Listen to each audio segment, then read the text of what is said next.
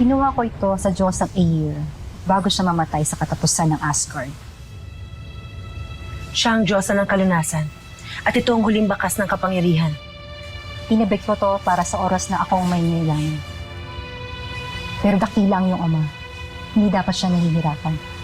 Iba news na ito sa kanyang mga sugat. Mas mainam ito, Victor. Dahil hindi magagamot sa mga ospital ang sugat ni Mang Tomas.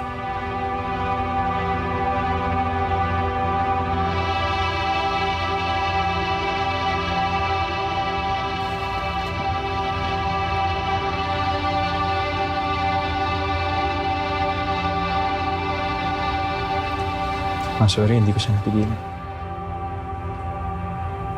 Alam ko kung bakit niya ginawa yun.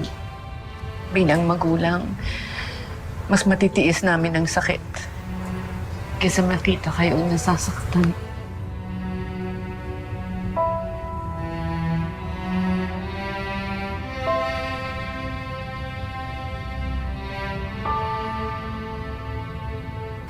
Pa, huwag ka mag-alala.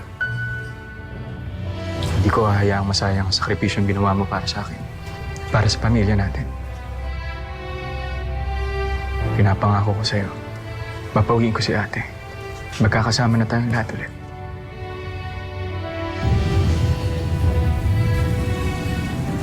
Victor, kailangan na natin kumilos. Hindi ba tumitigil ang pagkakawasak ng Midgard?